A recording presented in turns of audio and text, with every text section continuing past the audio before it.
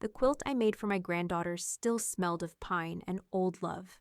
6 weeks of my hands, one cruel laugh to end it. Still, she called it cheap and pointless online, her friends cheering as my stitches became her joke. As the screen light hit my glasses, I folded that same quilt like evidence. While the thread pressed into my palm, I remembered every bill I'd ever paid in her name. The same girl who mocked my gift once lived on my generosity. That's when I rewrote my will and made her inheritance match her gratitude. Before we begin, may I ask, where in this big, beautiful world are you listening from? It's always a quiet honor to know who's sharing this space. Drop it in the comments and don't forget to subscribe. The house smelled like pine needles and sugar cookies, the kind of warmth that made you think peace might still be possible. Elaine stood near the tree, its white lights reflected in her glasses, a wrapped box balanced carefully in her hands. She'd spent 6 weeks on it, the quilt, hand-stitched every night after work, each patch a small act of quiet love. Brooke lounged on the couch, legs crossed, scrolling through her phone with the laziness of someone sure the world would keep bending around her whims. Diane hovered near the kitchen doorway, wineglass in hand, and James sat stiffly by the fire, pretending the flickering logs deserved all his attention. Elaine cleared her throat softly. "Brooke, honey, I made something for you." That got her attention. Brooke glanced up, one eyebrow arched. "You made something?" Elaine nodded, stepping forward. "Yes, I thought you might. Well, just open it." Brooke sighed theatrically, but reached for the box. The others watched, the kind of family still bound together by habit more than affection. She peeled the paper with the same care she'd give a receipt she didn't want to lose, then lifted the lid. Inside, folded neatly, was a quilt. Deep burgundy squares framed by cream and pale blue, the edges sewn with tiny embroidered initials, BM. For a half second, her expression softened. Then came the smirk. "A quilt?" "It's handmade," Elaine said, her voice steady but hopeful. "Each square is from something meaningful. Your old flannel shirt, the table runner from our last Thanksgiving together, even the piece from Mom's apron. I thought you might like—" Brooke's laugh cut her off. "So it's basically a pile of old fabric?" "That's cheap and pointless, Elaine." The room went still. The only sound was the slow crackle from the fire. James set down his drink, throat working. "Brooke." But Brooke wasn't done. "No, I mean it. Who even makes quilts anymore? It's like something out of a retirement home." Diane took a long sip of wine, eyes darting anywhere but toward her daughter. Elaine looked down at the quilt, her fingers brushing the stitches like she might still fix it somehow. The moment, the meaning, the years of trying. Then she smiled. It wasn't bitter, just quiet, calm. She folded the quilt with deliberate care, smoothing the corners as if handling something fragile. "Not all gifts," she said softly, "were meant for every hand." She placed the box back on the table beside the couch and stepped away. Brooke blinked, like she'd expected an argument. Not grace. She opened her mouth, maybe to double down, maybe to apologize, but no sound came. Marcia, from across the room, watched the whole exchange in silence. Her jaw tightened. Her fingers curled around the armrest until her knuckles whitened. Elaine caught her daughter's eye for half a second, long enough to register the quiet storm brewing there. James cleared his throat again, trying for normalcy. "Well," he said too brightly, "who's next? Diane, didn't you have something for—" "Yeah," Diane interrupted quickly, standing, retreating to the kitchen. "I'll just get the pie out." Brooke slumped back, pulling her phone up again, but her thumb hovered uselessly. The energy in the room had shifted, sharp and humming, like the air right before thunder. Elaine walked toward the window, gazing out at the snow collecting on the porch rail. Her reflection in the glass looked tired but unbroken. "I'll take a walk after dinner," she said quietly, mostly to herself. "I think I need some air." James didn't respond. Brooke didn't look up. Only Marcia spoke, voice low but edged. "You shouldn't have said that, Brooke," Brooke scoffed. "Oh, please, don't start," but Marcia's tone cut through. "You really don't know what you just threw away." Brooke looked at her then, really looked. And for a moment, something uneasy flickered across her face. Elaine turned back toward them, the faintest trace of that same serene smile still there. "It's all right," she said, the words barely audible. "Some lessons take longer to unwrap." The clock ticked. The snow outside fell harder, the world blurring into white silence. And as the laughter from the TV faded into static, Marcia reached for the quilt box, slowly, deliberately, her fingers brushing the lid like it might burn her. Her gaze lifted to Elaine's back. Then she whispered, too low for anyone else to hear, "I won't forget this." The house was quiet again, hours past midnight. The kind of stillness that made every tick of the clock sound accusatory. Elaine sat at the kitchen table, a mug of chamomile gone cold beside her, the yellow notepad spread open under the soft glow of the overhead lamp. The rest of the house slept, or at least pretended to. She could still see the way Brooke had looked at the quilt, that flicker of disgust before the smirk took over. It replayed in her head, slow and sharp, each detail like a splinter she couldn't pull free. Her pen hovered above the paper. At first, she only wrote Brooke, age 12. Then her hand moved almost on its own, like she was following instructions whispered from somewhere inside her chest. 12. Bicycle, pink, with the basket she wanted. 14. Summer camp tuition. 16. Used Honda Civic. Paid insurance for first year. 18. Graduation trip to Miami. Plane ticket, hotel. 1923. College semester payments. Rent top-ups. Textbooks. 24. Car down payment. 25. Emergency dental bill. 26. Birthday checks. Christmas checks. The little just because ones. Her writing trembled. Not from sadness, not from regret, but something colder, steadier.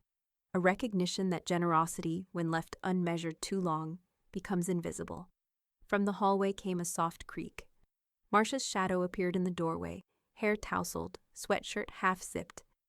"You're still up," she murmured. Elaine didn't look up. Couldn't sleep. Marcia crossed her arms, leaning against the doorframe. "You shouldn't let her get to you. Brooke's young." "She's 27, Elaine said. Her voice was calm, but the pen didn't stop moving. Marcia exhaled slowly, stepping closer. She glanced down at the notepad, her eyes tracing the list. "You're writing all this down?" "Trying to remember." Marcia pulled out a chair and sat. "Looks more like accounting than remembering." Elaine smiled faintly. "Maybe it is." For a long minute, neither spoke. The refrigerator hummed softly, the wind pressing against the kitchen window. Then Marcia reached out, touching the corner of the notepad. "You raised a grandchild," she said. "Not a customer." Elaine's pen stilled. Her eyes lingered on the ink marks, each one a memory that had cost something she could never bill for. She set the pen down, turning it between her fingers. "And I forgot to send the invoice." Marcia blinked. The words weren't angry, they were clean, almost clinical. Elaine tore the top sheet carefully, folded it once, then again, and reached for the drawer beside the table. Inside, beneath the stack of unpaid utility notices and clipped recipes, lay a thick cream envelope labeled "Will, updated." She slid the folded paper inside, smoothing it flat. Marcia frowned. "What are you doing?" "Finishing a habit I should have broken years ago." "Mom?" Elaine looked up, her eyes clear now, almost too clear. "There's power in remembering who you gave to, and who just took." Marcia didn't answer. She couldn't. Elaine pushed the drawer shut, the sound sharp in the still kitchen. She stood and walked to the sink, rinsing her mug, her motions precise. The snow outside had stopped, leaving the backyard glowing faintly under the porch light. Behind her, Marcia whispered, "You don't really mean to—" Elaine turned, drying her hands. "I mean to stop mistaking kindness for debt." There was no venom in her tone, only resolve. She moved toward the hallway, brushing her daughter's shoulder as she passed. "Go to bed, Marcia. Tomorrow will be different." When Marcia looked back, the notepad was still there, blank page beneath the one Elaine had torn away. But faint imprints of her handwriting pressed through the paper, each indentation visible under the lamplight, a ghost of generosity that refused to disappear. Marcia reached out, tracing the grooves with her fingertip. The pressure of each word felt deliberate, final. She glanced at the drawer. The envelope was gone. The light flickered once, then steadied. Somewhere upstairs, a door creaked open. A slow step, then another. Marcia froze, listening. And from the dark hallway, a voice, soft, familiar, unsettlingly calm, called down, "Marcia, dear, did you see where I left that pen?" Morning light came thin and colorless through the blinds.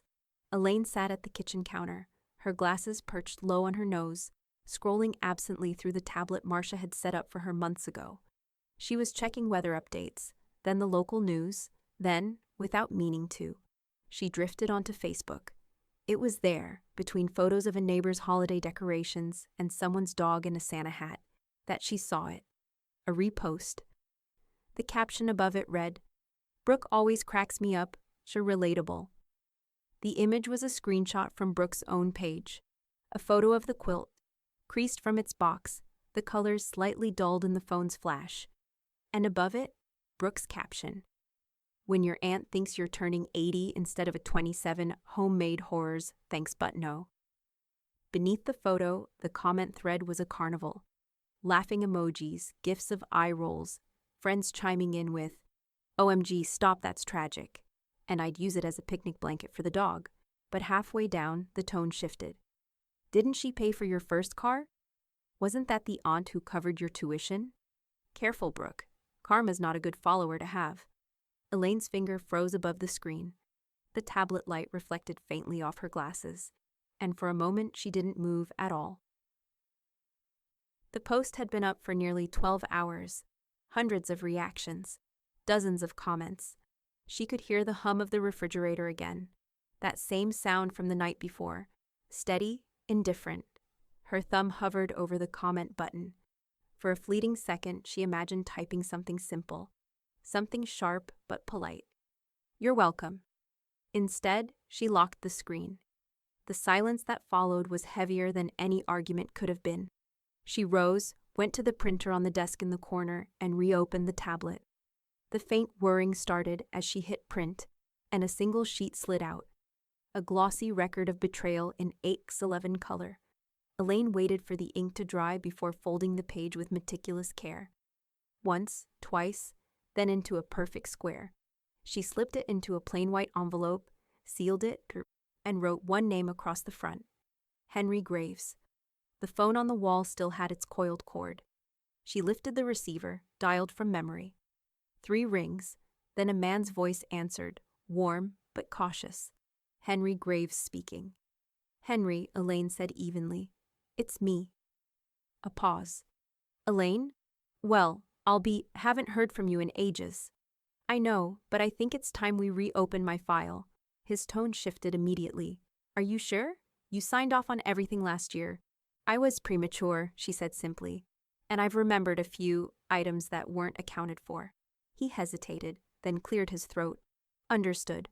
I'll pull your papers. Same estate executor?" "For now," she replied, her voice calm but firm. "I might be making changes soon." When she hung up, the click echoed in the kitchen.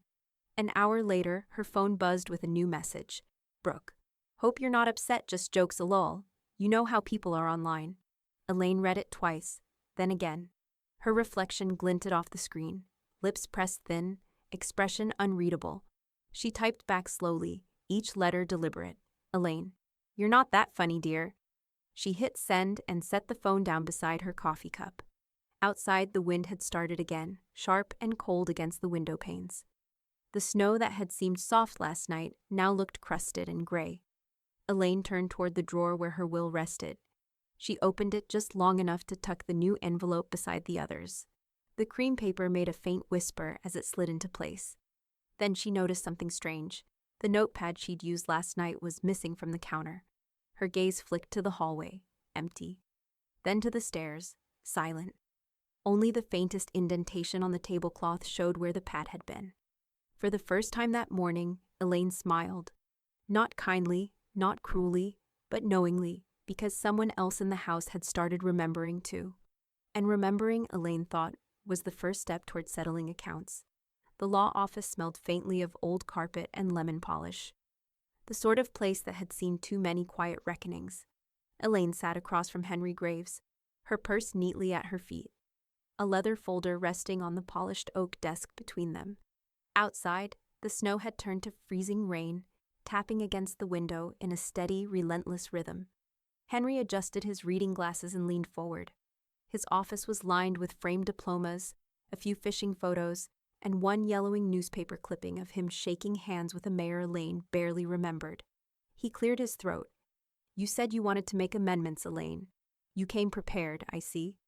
Elaine opened the folder and slid out 3 stacks: a ledger, a thin folder of receipts, and a crisp-typed list.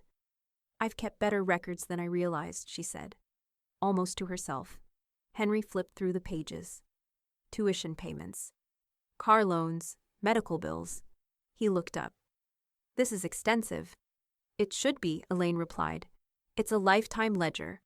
He gave a small, knowing smile. "You always did like things tidy." Elaine didn't return the smile. Tidy isn't the word I'd use anymore. Henry read a few more lines before setting the papers aside. "You mentioned Brooke in your message. Do you want her removed entirely?" Elaine looked out the window. The parking lot below shimmered with a thin sheet of ice, cars moving cautiously. "No," she said, "not removed." She turned back to him, eyes clear. "I want her to learn value, and this isn't free." Henry tapped his pen against the desk, considering her tone. "You understand that once we file, the redistribution will take effect upon your passing. There won't be a way to reverse it unless—" "I'm aware," she interrupted gently. "I've thought about it long enough to know what permanence feels like." He nodded, pulling her will from a file drawer, its edges creased from earlier revisions. "All right, let's see what we're changing." As he scanned the document, Elaine spoke evenly, the words steady as her hands. "The antique piano. Brooke's name can come off. It's going to the Westmont Music Outreach Fund." Henry paused, glancing over the rim of his glasses. "That's the program for underprivileged girls, isn't it?" "Yes. They teach lessons after school. It's where I donated the old violins from the estate sale last year. They actually play the instruments they're given." Henry's expression softened. "That's a thoughtful use." Elaine reached for the next page. "The vacation fund, what's left of it, and the brokerage account. Those were both earmarked for Brooke's future. They'll do more good elsewhere. Transfer both into the same charity's endowment." She leaned back, her gaze steady.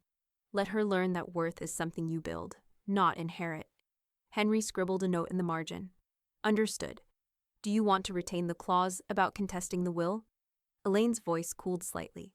"Make it stronger. Contesting voids any claim entirely. No appeals. No exceptions." Henry hesitated, looking up. "That's decisive." She met his eyes. "It's overdue." For a long moment, the only sound was the quiet scratching of Henry's pen. Then he looked up again. "Elaine, if you don't mind my asking, is this about the Post?" Elaine's brow lifted slightly. "You've seen it." "Small town," he said, shrugging. "People talk." She smiled then, faint and measured. "Good, let them." He sat back, studying her. There was something different in her now, something both calm and deliberate, like a storm that had decided precisely where to land. "I'll draft the new version tonight," he said finally. "You'll have it to review by morning." "Perfect." She gathered her papers, aligning the corners with a precision that felt almost ceremonial. "I'd like a copy mailed to me and another sealed with the estate records. And Henry, make sure it's confidential." "Always," he said. Elaine rose, smoothing her coat, slipping her gloves on one finger at a time. As she reached the door, Henry called after her. "You know, I don't think she'll ever understand what this cost you." Elaine paused, hand on the doorknob. "That's all right," she said. Understanding isn't the lesson she needs. When she stepped into the hallway, her reflection in the glass door looked smaller than she felt. Sharper, steadier, almost renewed. Outside, the sleet had thickened to a shimmer, coating everything in fragile silver. She walked carefully across the icy pavement, her boots leaving deliberate prints that filled slowly with rain. Halfway to her car, she heard laughter behind her, 2 young women leaving another office, chatting about a TikTok video. Elaine smiled faintly as she unlocked her car door. The world kept spinning forward, thoughtless and bright. But hers was finally in order. She slid into the driver's seat, turned the key, and before she pulled away, looked at the folder resting on the passenger seat. The envelope inside was newly labeled, the ink still drying. Across the front, in clean block letters, it read, Estate, revised distribution, effective immediately. She rested her hand on it for a moment. Then, quietly, almost fondly, she said to no one, Merry Christmas, Brooke. As the wipers swept the windshield clear, a faint alert pinged from her phone on the dashboard. A new message, from Marcia. It read, Mom, Brooke just found something online. She's furious. What did you do? Elaine smiled, the streetlights glinting off her glasses. Finally, she whispered. She noticed. The doorbell rang just as the afternoon sun started breaking through the ice-glazed branches in Elaine's yard. She wasn't expecting anyone, not after the storm of messages the night before, but she knew that ring. It had a certain impatience to it, a rhythm that wanted to be noticed. When she opened the door, there was Brooke, wrapped in a fashionable coat, makeup perfect, smile bright enough to be rehearsed. In her hands, a bouquet of pink lilies and baby's breath, cellophane crinkling in the cold air. Surprise, Brooke chirped, her voice pitched just a little too high. I figured it was time for some peace-offering energy. Elaine stepped aside, letting her in. The scent of perfume followed her, something floral and sharp that didn't quite fit the room's quiet simplicity.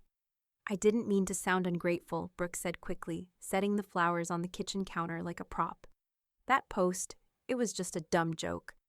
You know how people online blow things up. I love you, Aunt Elaine. You know that, right? Elaine closed the door, her expression unreadable. She took a slow breath, watching Brooke's face, every practiced smile, every flicker of guilt rehearsed into charm. Do you? Elaine asked softly. Brooke blinked, thrown off for half a second. Of course. I mean, your family. I should have called before posting anything. I realize that now. She laughed lightly, brushing invisible lint from her coat. Anyway, New Year's is coming up, and I thought maybe we could start fresh. You, me, maybe even Mom if she's feeling festive. Elaine smiled faintly, but her eyes didn't join in. That sounds ambitious. Brooke leaned against the counter, taking in the familiar kitchen, the quilt folded neatly over the back of a chair, the same one she'd mocked. Her gaze lingered there a moment too long.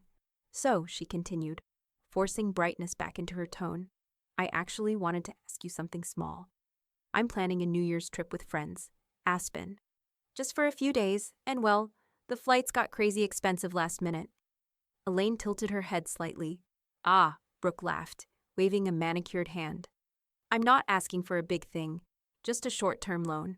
I'll pay you back the second my next freelance check clears. Elaine reached for her reading glasses, sliding them on with care. Of course, let me check the books. Brooke's relief came too quickly, too obviously. You're the best. I swear, I don't know what I'd do without. Elaine opened a drawer and pulled out the same yellow notepad from before, its top page replaced with a fresh one. She set it on the counter between them, flipped to a clean sheet, and uncapped her pen. Let's see, she murmured. Brooke, 27, flight assistance, Aspen. Estimated repayment date unknown. Brooke laughed again, but the sound was thinner this time. Aunt Elaine, seriously, you don't have to write it down. Oh, I do, Elaine said without looking up. I've learned it helps me remember what's real. The pen moved slowly, deliberately, each letter pressed deep enough to leave an imprint. Brooke shifted uneasily, adjusting her sleeve. Okay, well, I mean, if it's a bad time, I totally get it. Elaine set the pen down and met her gaze. It's not a bad time. It's just a different one. A silence opened between them, thick, full of all the things they hadn't said over the years. Brooke's smile wavered, then returned, smaller, brittle. Well, she said softly, at least we're talking again. That's what matters.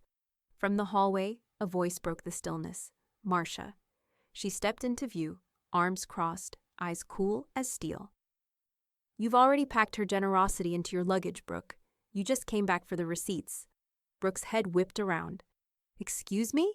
Marcia took a step closer, voice low but steady. You don't get to play sweet now that you found out you lost the inheritance lottery. You burned that bridge for likes. Brooke flushed, anger and embarrassment flashing across her face. You don't know what you're talking about, don't I? Marcia's gaze flicked toward the notepad.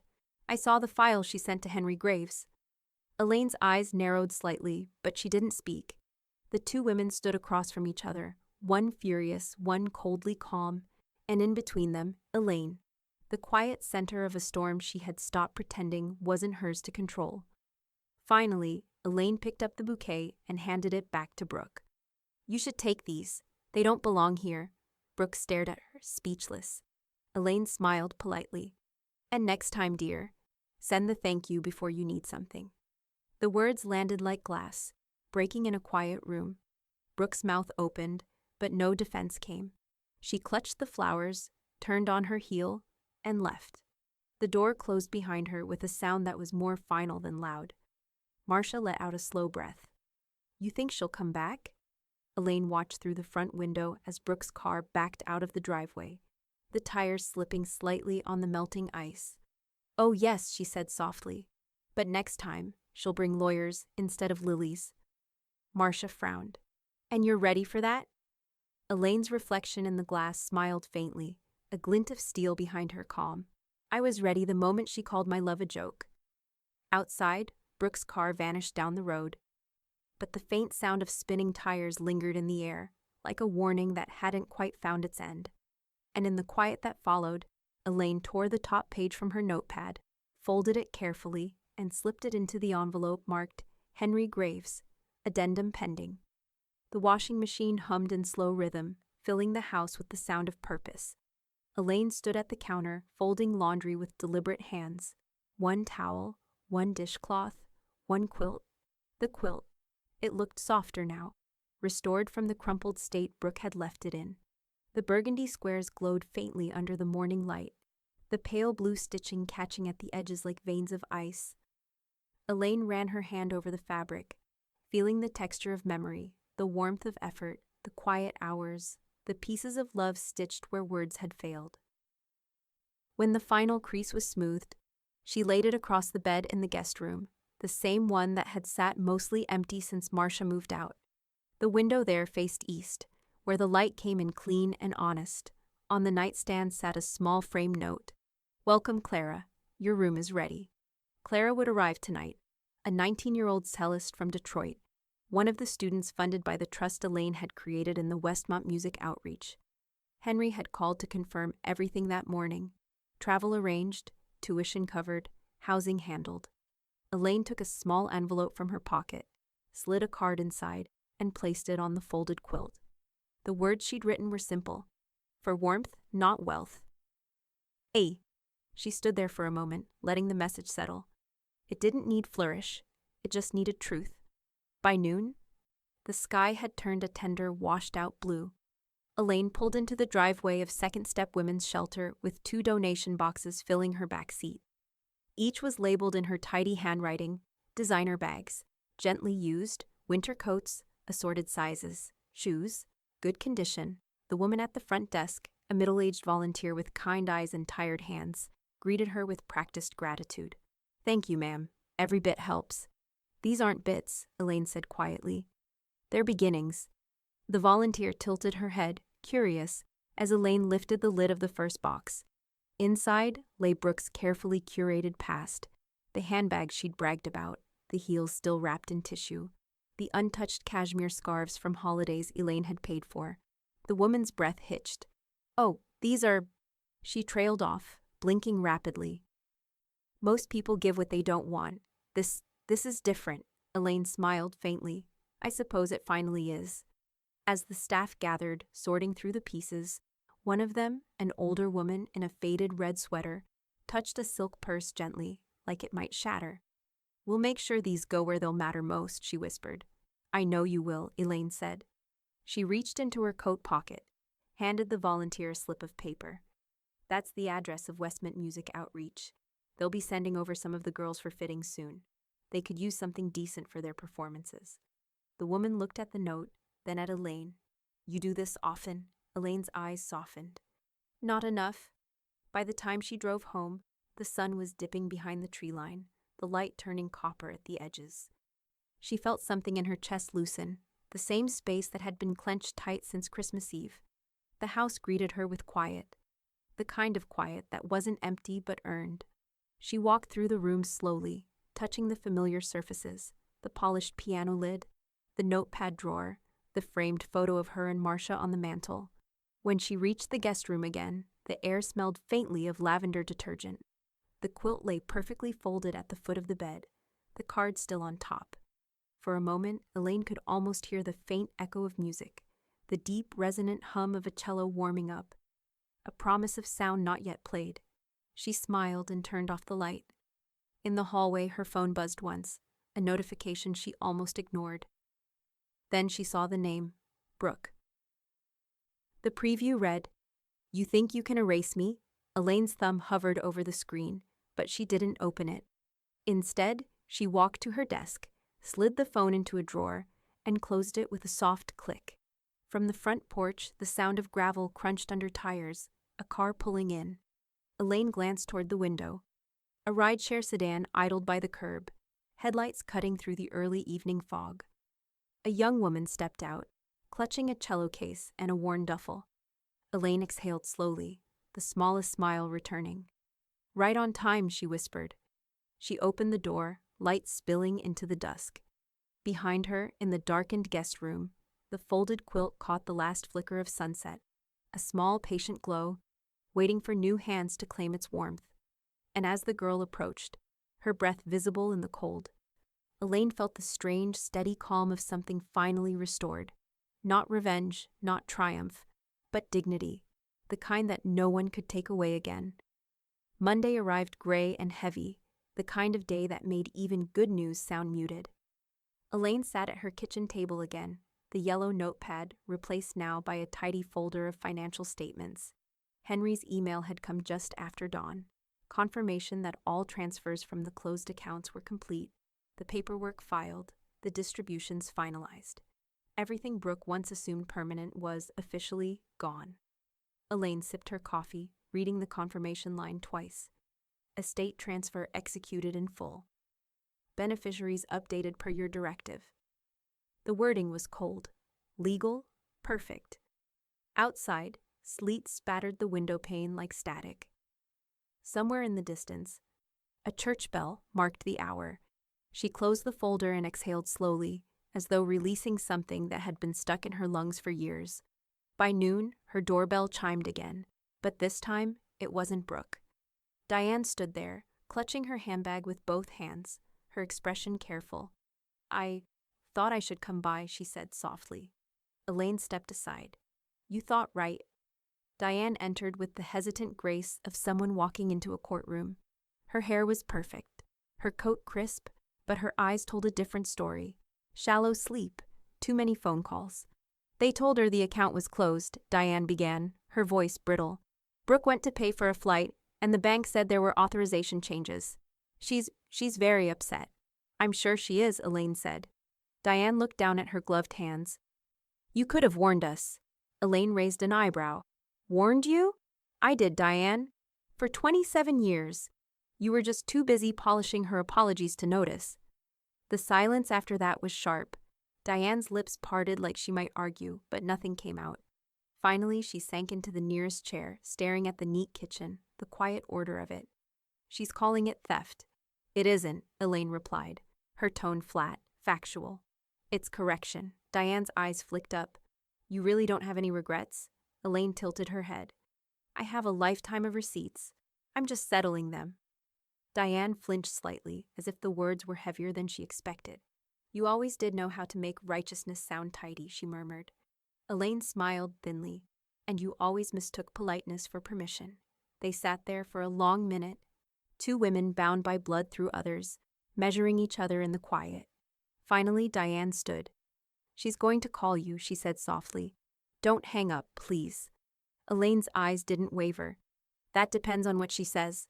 When Diane left, the house settled again, the air still humming with the weight of unspoken history. It didn't take long. The phone rang less than an hour later. Elaine recognized the number before the first ring finished. She let it ring twice more before answering. "Hello, Brooke." The voice that came through was tight, trembling with controlled anger. "You can't just take things, Elaine. This is financial abuse. Do you even know what that means?" Elaine's voice was calm, almost gentle. "Yes, dear. It's what happens when someone gives too much for too long and everyone forgets where it came from. You had no right, Brooke snapped. That money was promised. Dad said. I said, Elaine interrupted softly. And I changed my mind. You can't just do that. Elaine's gaze moved to the window, where the first slush of snow was turning back to rain. Actually, I can. And I did. On the other end, Brooke's breath hitched, a small, furious sound of disbelief. This is revenge. No, Elaine said, her tone measured. It's memory, and you've been spending mine for years. There was a long pause. Then Brooke's voice came again, quieter but edged. You'll regret this. People are going to know what you did. Elaine smiled faintly, leaning back in her chair. Then let them. It's about time they heard a true story. The line went dead. For a moment, the silence felt absolute. Then the phone lit again, a new message alert. Elaine didn't check it. She simply reached over, unplugged the cord from the wall, and set the handset gently on the counter.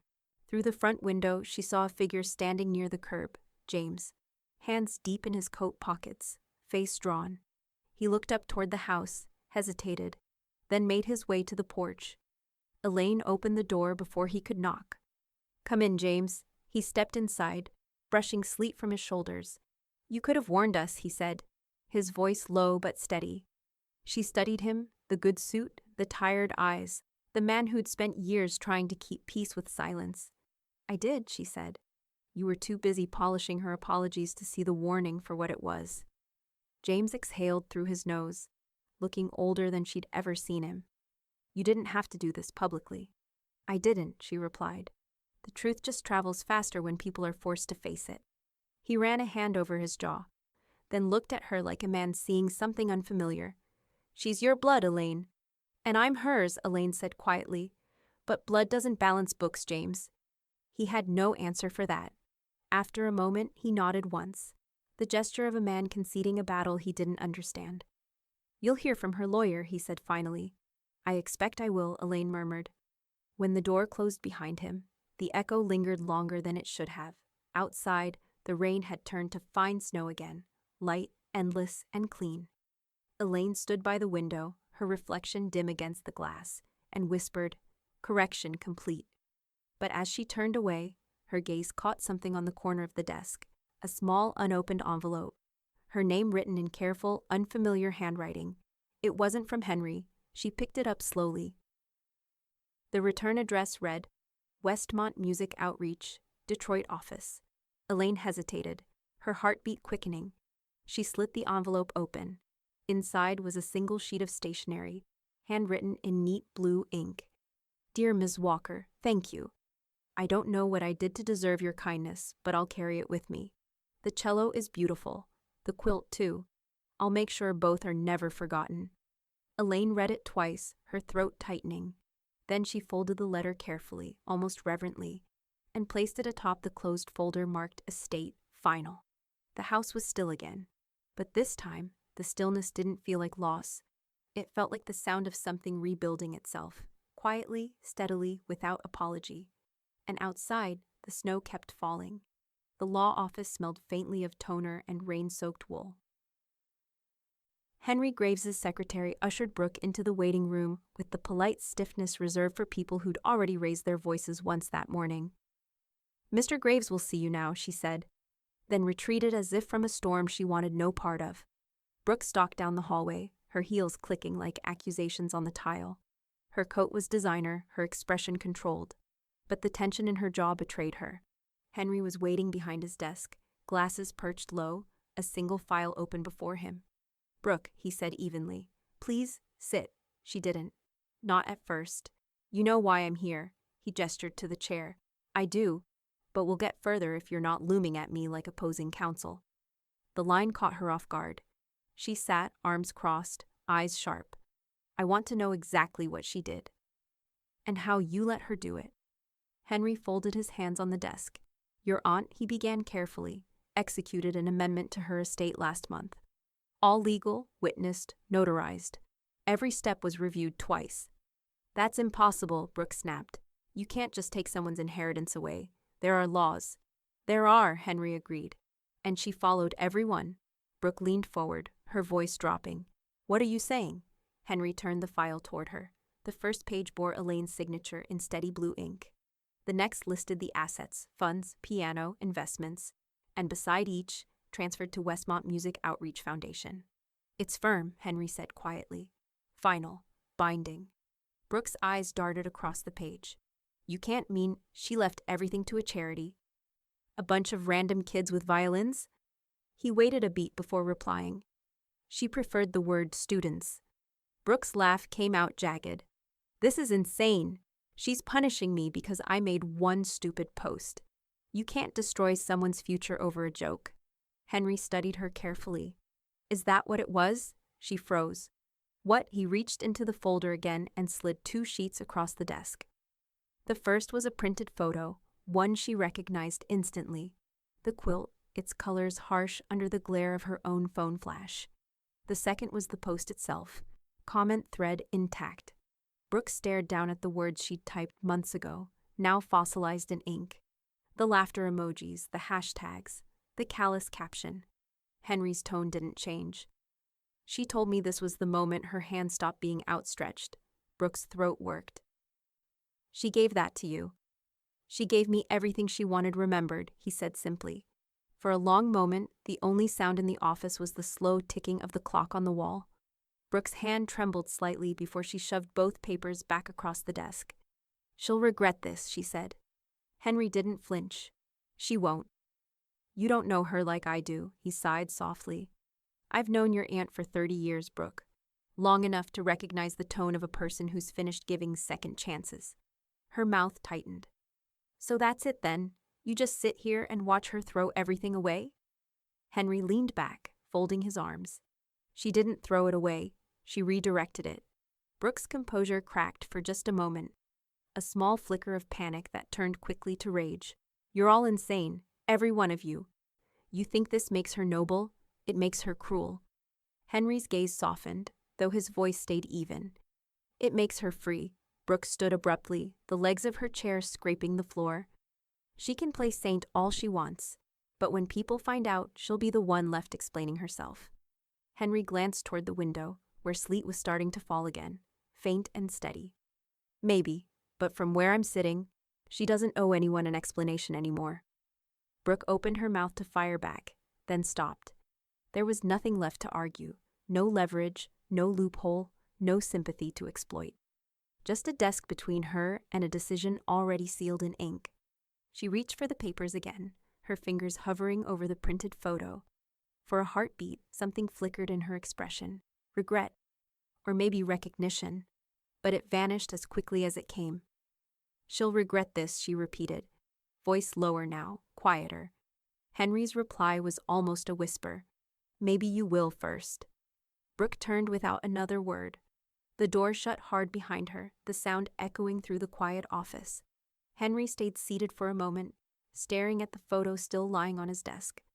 The quilt looked softer there than it had in the printout, like even the image had absorbed a measure of the kindness woven into it. He picked it up, placed it back into Elaine's file, and closed the folder gently. Through the frosted glass, he could see Brooke's silhouette in the waiting area, still motionless. Then, abruptly, she turned and left. He watched from the window as she stepped into the sleet, her heels slipping slightly on the wet pavement. The wind caught her hair, whipping it across her face, but she didn't look back. Inside, the office light flickered once and steadied. Henry glanced at the closed door, then muttered to the empty room, "And that's how lessons start." But outside, Brooke's car engine roared to life. Too loud, too fast, and as it sped away down the slick road, the sound cut through the afternoon like something coming undone. The envelope had no return address, but Elaine recognized the handwriting before she opened it. Rounded, careful, a little too perfect to be sincere. Inside was a single check, folded once. The ink was neat, the amount round and generous, the memo line reading, "To make things right, Brooke." Elaine stared at it for a long time, the paper trembling just slightly between her fingers. The check was drawn from a new account, her name spelled in bold cursive across the top. A peace offering, or a purchase attempt. She laid it flat on the kitchen counter, smoothing out the creases with both hands. Then she tore it cleanly down the center. The sound was soft, almost polite. One half fluttered into the trash can beside her. The other she held for a moment longer, looking at the line where the paper had split. "Too late," she murmured. From the drawer by the window, she pulled out her small leather-bound journal, the one she'd started when all this began. The pages were filled now, records, lists, fragments of thoughts she'd never said aloud. She flipped to the last page, uncapped her pen, and wrote a single sentence. The gift was the memory. She returned that too. She closed the journal gently, slid it back into the drawer, and exhaled. The morning light had softened the kitchen, washing everything in a pale gold that made even the ordinary seem forgiving. The phone rang then, Marcia's name on the screen. "Hey," Marcia said when Elaine answered. "The church group's short on volunteers for the toy drive. I told them I might bring someone." Elaine smiled faintly. "You mean me?" "I mean you," Marcia said, her voice warm but cautious.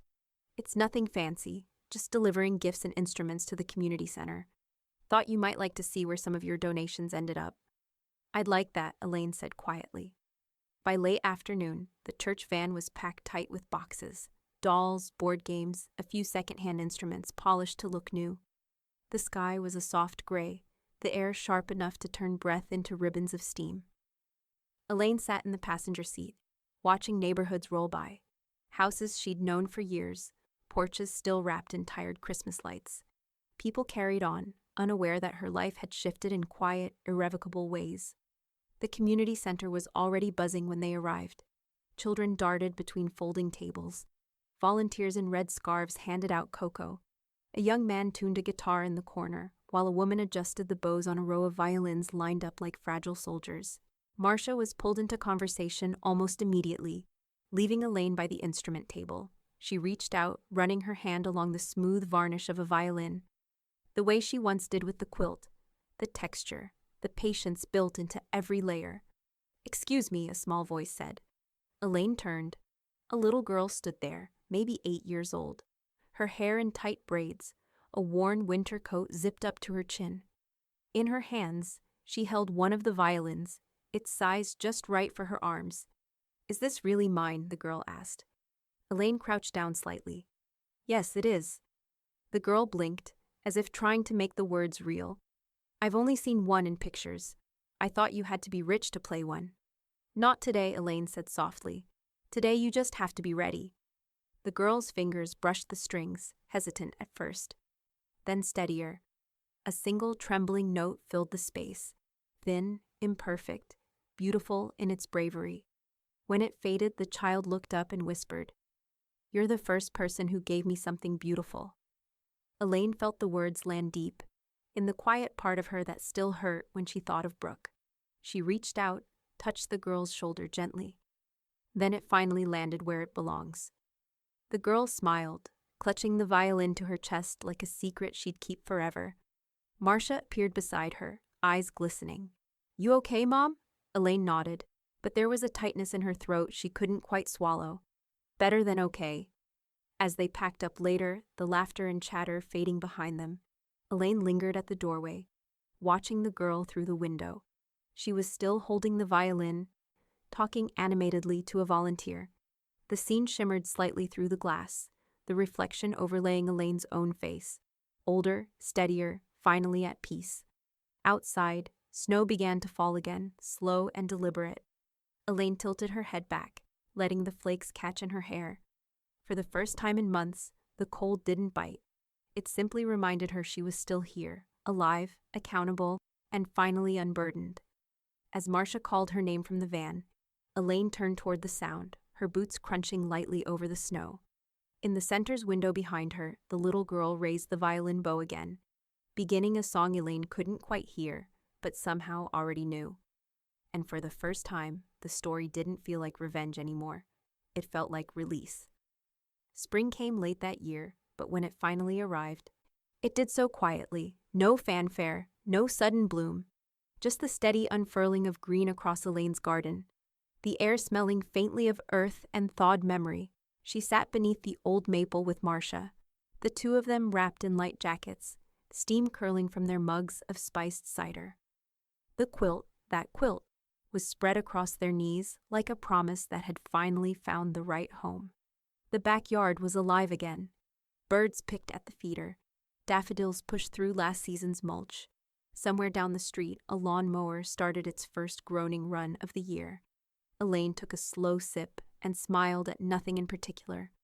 "You know," she said, voice soft, "I raised a child who raised a taker." Marcia looked at her sideways. "That's one way to put it. It's the truth." Elaine's eyes followed the sun's low climb through the trees. "I spent half my life giving away things meant to teach gratitude. Instead, they taught expectation." Marcia leaned forward, resting her elbows on her knees. "You didn't fail, Mom. You just gave to the wrong people first."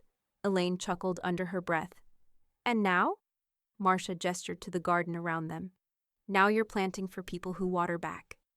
The line hung between them, simple and true. Elaine reached over and squeezed her daughter's hand. They sat like that for a while, quiet, comfortable, the kind of silence that felt earned. From the kitchen, the chime of a new email broke the stillness. Marcia stood. "I'll grab it." A moment later, she returned, holding Elaine's tablet. "From Westmont Music Outreach," she said, handing it over. "Looks official." Elaine adjusted her glasses and tapped it open. The subject line read, "Update on the Walker Fund Scholarship Recipients."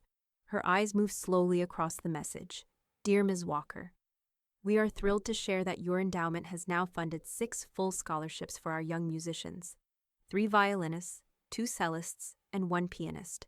Each has written a personal note of thanks, which we've attached as short videos below." Elaine blinked, scrolling. 6 faces appeared, each framed by the soft glow of a practice room. Different ages, different voices, all brimming with something that wasn't pity or performance. Gratitude. The first, a girl about 12, held up her violin. "I got into the state youth orchestra," she said shyly. "They told me it's because I don't just play, I feel. I think that's because of you." Another came next. A young man with a cello, smiling too big for the frame. "This is mine," he said, patting the instrument's worn wood. "Nobody ever told me I deserved something this good until you did." Elaine felt her throat tighten as she swiped to the last video. The face on the screen was older, a woman now, early 30s maybe. Her voice was steady, familiar. "Hi, Ms. Walker. You probably don't remember me. You taught me music theory when I was 12 at Westman's summer program. I just got the news that one of your scholarships helped launch my nonprofit for kids in foster care. I wanted to say, your gift wasn't pointless. It's playing forward." Elaine's breath caught. The word pointless hit her like a ghost tapping the shoulder. Marcia looked at her, frowning gently. "Mom." But Elaine was already laughing through her tears. It wasn't bitter, not even proud, just surprised, raw, cleansing. "She called my gift pointless," Elaine whispered, wiping at her eyes. "And look where it went." Marcia smiled softly. "Yeah, right where it was supposed to." For a while, neither moved. The wind shifted, carrying the faint scent of lilac through the yard. The afternoon light pooled across the quilt, warming its patched corners. The old fabric Brooke had mocked now glowing with quiet grace.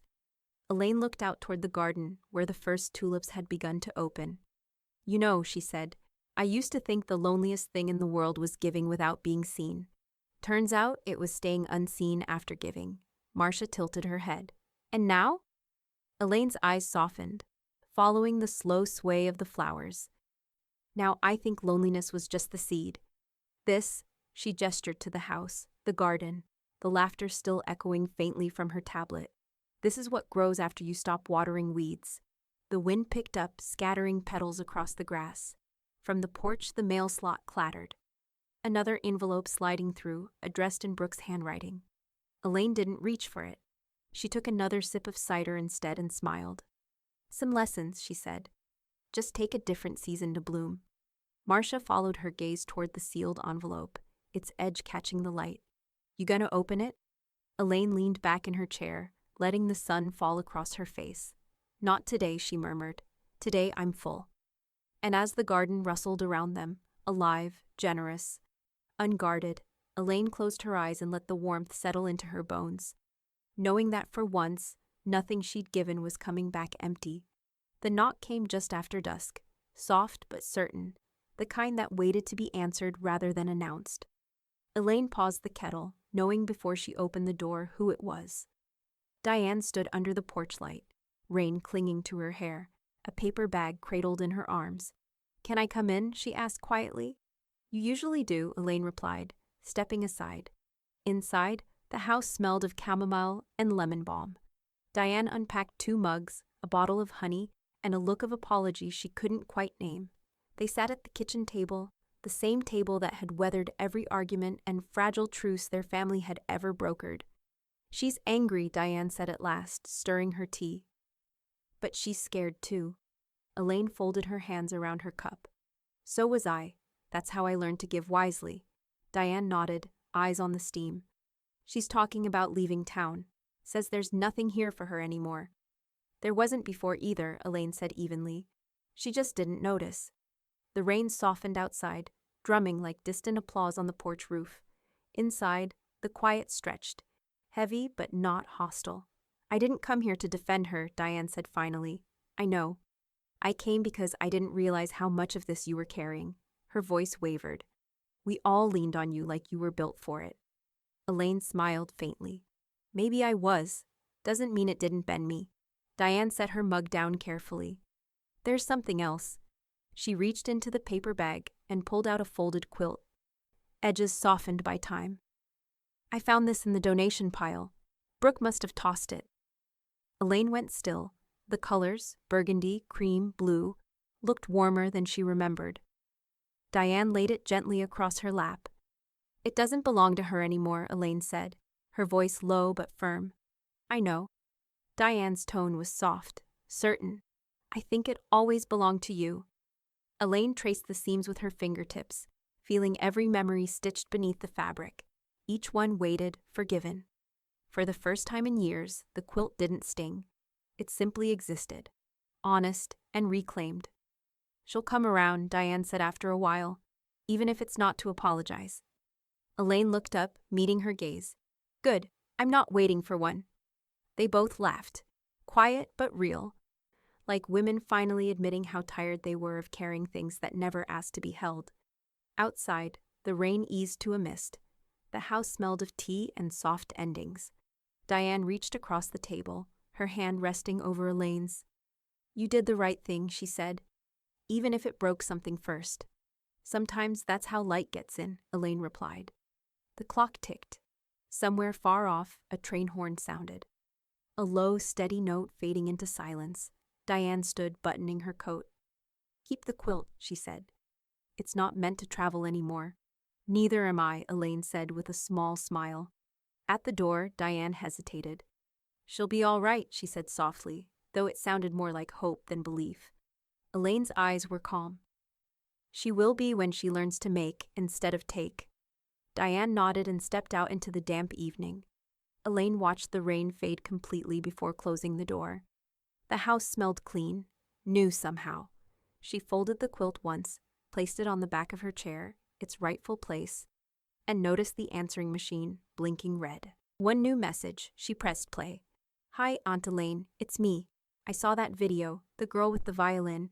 She said you gave her something beautiful. I didn't know you could give like that and still have something left." Click. Silence. Elaine stood for a long moment, her hand resting on the quilt's edge. Outside, the moon broke through the clouds, silver and kind. She smiled softly. "Neither did I." And for the first time in years, the night didn't feel empty. It felt earned. The morning light slanted through thin curtains, warm and forgiving. Elaine stood in the living room with a small cardboard box at her feet. The mantel, once crowded with framed memories, now waited bare and dusted. One by one, she lifted the photos of Brooke, the graduation portrait, the piano recital, the grinning college send-off. Her reflection followed her in each glass. Older and steadier now, she laid the frames carefully in the box, not as punishment, but as release. 2 photos she kept, both from before everything turned complicated. Tiny Brooke on a picnic blanket, cheeks sticky with watermelon, and one from her first birthday, eyes wide with wonder. Elaine wiped a thumb across the glass. "You can stay," she whispered, setting them on the corner shelf beside the clock. The rest of the wall stood empty, not lonely, just honest. From the desk drawer, she drew a thick bundle of envelopes, letters written in all kinds of handwriting. The children from Westmont, her scholarship students, the quiet notes they'd sent her after recitals or hard days. You helped me believe I could play. You said mistakes were just music waiting for courage. Elaine pinned them to the wall in uneven rows, letter by letter. The paper caught the morning light, turning the room into a patchwork of gratitude. It was a different kind of quilt now, stitched from ink and hope instead of fabric. The doorbell rang just before noon. When Elaine opened it, a young woman stood on the porch, her hair gathered in a messy bun, a thermos in her hand, and sunlight across her shoulders. Ms. Walker, I'm Asha, from Westmont. Henry gave me your address. I hope that's all right.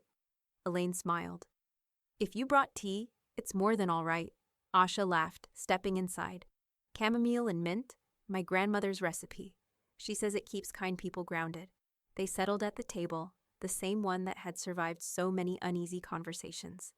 The scent of tea filled the air, steady and calm. Asha's eyes moved across the room. Those letters, those are all from your students? Elaine nodded. They remind me generosity isn't a transaction, it's an echo. Asha hesitated, then slid a folder across the table. I wanted to show you something. My senior composition, it's built from the letters we wrote you. Elaine tilted her head, curious. Built from them? Asha nodded, cheeks coloring. Each part is named after something you taught us. The patience movement, ledger of kindness, and the last one, the quilt. Elaine's smile deepened. You've given every note a memory. I was hoping you'd come to the performance, Asha said. It's next month. It wouldn't exist without you. Elaine reached across the table, her palm resting over Asha's. I wouldn't miss it. They sat in companionable silence for a moment, the ticking clock filling the space where words didn't need to go. Outside, a breeze carried the scent of lilac through the open window. Can I ask something? Asha said softly. How did you know when to stop giving? Elaine looked at her, calm and sure. You don't stop. You just learn where it lands. Asha's eyes glimmered. Then I guess this landed right. Elaine rose, crossed to a cabinet near the window, and returned with a folded piece of fabric, the last quilt she'd ever made. It was smaller than the others, simple in pattern, its thread glinting gold where sunlight touched it. This is for you, she said. Asha's eyes widened. Oh, I can't accept that. It must have taken you ages. Elaine shook her head. It took exactly as long as it needed. Don't mistake its worth by how fast it opens. Asha unfolded a corner, tracing the seams like they were words. Her breath hitched. It's beautiful, Elaine smiled. Then you'll know what to do with it. They shared tea until the cups were empty, stories flowing easily about music, kindness, and all the ways both could outlast their makers. When Asha left, the house didn't feel quiet. It felt filled, like a room that had finally exhaled. Elaine stood by the wall of letters, the light catching each fold and edge. The baby photos watched from their shelf, the clock ticking steady beneath them. From somewhere distant, a cello, faint but clear, drifted in through the open window. Elaine smiled, closing her eyes. Good, she whispered. Let the next hands play. The melody swelled softly, the sound of peace finding its rightful home. The pen felt heavier than it should. Elaine sat at her desk, morning light pooling across the paper like quiet judgment. The will lay open before her, neat margins, black ink, years of decisions now condensed into clauses and signatures. At the bottom of the final page, one name remained where it no longer belonged. Brooke. Elaine's hand hovered over it for a moment. The name wasn't angry. It wasn't even sad. It was habitual, like a scar she'd stopped noticing. She uncapped her pen and drew a single line through it, slow and clean. The sound was faint but absolute, like the closing of a door. Her reflection caught in the window, older, still, steady. That's the last of you, she said softly. She turned to a blank sheet and began to write. Her script was slow, deliberate. If you ever read this, know I loved you longer than you let me. It was neither apology nor accusation, just truth. Settled and level. She folded the page, sealed it in an envelope, and labeled it Personal Addendum to be opened upon reading of estate. When she set down her pen, the house exhaled with her. By afternoon, Henry Graves arrived, his umbrella dripping on the porch. He shook off the rain and gave her a small, knowing smile. "Another revision?" "The last one," Elaine said, leading him to the table. He spread the papers out, scanning her notes. "You've renamed the foundation, the Walker Asha Endowment." "Yes." Her tone was gentle but sure. "She deserves her name beside mine. She's what I meant to build all along." Henry nodded, signing where she pointed. "You've done something rare, Elaine. You turned pain into policy." "I turned taking into giving," she corrected. He smiled. "And Brooke?" "Removed," Elaine said quietly, "completely. I'm done rewarding what never learned." Henry hesitated, then gestured toward a smaller envelope beside her. "And this?" "For Marcia," she said. "Her grandmother's ring. I labeled it, for the woman who didn't flinch." Henry read the tag and smiled faintly. "You've always known how to write things that last." "I'm just learning to stop writing the wrong things," she said. They finished in silence, the pen's soft scrape filling the room. When Henry gathered the papers, he looked up once more. "You seem lighter." "I am," Elaine said. "I stopped editing other people's endings." He gave a small bow of approval, packed his briefcase, and left with the careful grace of someone exiting a sacred space. Elaine stayed where she was for a while, listening to the rain lessen against the window. The air felt clean, purposeful. Then she opened the drawer and pulled out the folded check, the one Brooke had sent months earlier, the one that once trembled with false repentance. The paper was creased now, its ink faded. Elaine smoothed it flat, reading the words, "To make things right." She smiled sadly. Too late. The shredder hummed to life. She fed the check through, watching it disappear in thin white strips that curled and fell like snow. When it was gone, she reached for her phone. Brooke's contact sat between Henry and Marcia. She held her thumb over it for only a breath before pressing delete. No ache, no pause, just a clean space where weight used to live. She turned toward the wall of letters, bright paper glowing under the afternoon sun. Gratitude layered like song. The quilt rested on the chair nearby, its stitches catching the light. Elaine whispered, "If love is work, I've clocked out." Outside, someone practiced a cello, its slow, patient notes spilling through her garden. She closed her eyes, letting the melody drift through the quiet house. When it faded, she smiled. "Good," she said softly. "Let the next hands play." And for the first time, the silence that followed didn't feel like an ending. It felt like music between movements. The recital hall was full, but the air felt hushed, reverent, a room holding its breath. The stage lights threw soft amber across the polished instruments waiting in their stands. And in the front row, Elaine sat with her hands folded neatly in her lap, her heart beating slower than it should have. The quilt she had given Asha rested on a chair beside her, folded precisely as Asha had brought it, a quiet thank you in fabric. Marcia sat on Elaine's other side, eyes bright, one hand resting over her mother's. On stage, Asha adjusted her bow, the polished wood catching the light. Her black dress shimmered slightly with movement, her expression calm but charged, the focus of someone about to play something she needed to release. The program had listed the piece as Reconstruction, a dedication. No composer's name, just Asha's. When the first note sounded, it wasn't loud. It was patient, like something learning to breathe again. A cello's low hum filled the hall, warm and round, carrying the shape of grief made graceful. Elaine's eyes closed before she meant them to. The melody drifted upward, each note built from echoes of her husband's favorite piece, Clair de Lune. She hadn't heard it played live since the funeral, hadn't wanted to. But here it was again, reimagined, steady, forgiving, unafraid. Her fingers tightened around the armrest. She could see his old hands in her memory, calloused from years of carpentry, tapping that same rhythm on their kitchen table while he'd whistle. For a brief, dizzying second, she could almost hear him humming along. Asha played with her eyes half closed, each bow stroke precise and fluid. Around her, the orchestra swelled, violins weaving soft currents beneath her, the piano sighing in gentle response. The room shimmered with it, beauty layered over loss. When the final chord arrived, it didn't crash. It landed, soft and inevitable, like rain finally reaching ground. The hall stayed silent for 3 long seconds. Then, as if a single heartbeat decided for everyone, the audience rose to its feet. Asha stood, bowing once, then twice, her face flushed with exhaustion and grace. When the applause softened, she stepped forward, holding her cello at her side. "This piece," she said, voice trembling through the microphone, "was for the person who gave me more than an education, more than money. She gave me belief." Her eyes found Elaine's in the front row. "For Ms. Elaine Walker," Asha said, "the woman who taught me that love doesn't end. It changes instruments." The audience turned toward Elaine. She tried to smile, but her face folded instead, tears sliding freely down her cheeks.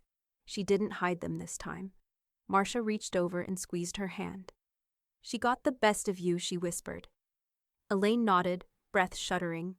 "So did I." The lights dimmed as the applause began again, rolling through the room in waves.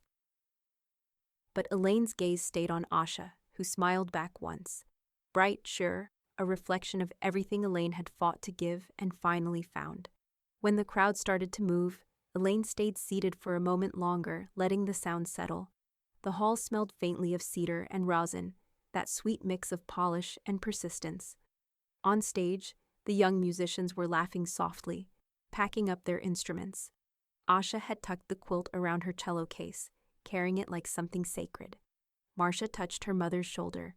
"Ready to go?" "Not yet," Elaine said. Her eyes stayed fixed on the stage. "I planted a lot of trees in my life, Marcia, but I never thought one would sound like this." Marcia smiled through her own tears. "Maybe this is what growing back looks like." Elaine's voice dropped to a whisper. "It's what coming home sounds like." The house lights brightened, and the stage doors opened, spilling warm night air into the hall. Elaine stood, straightened her coat, and took one last look at the gleaming cello beneath the spotlight. Then she smiled, not with triumph, but with peace, and whispered, "Your turn, Asha." The applause began again behind her, swelling, filling the space she left as she walked toward the doors, her silhouette framed in gold.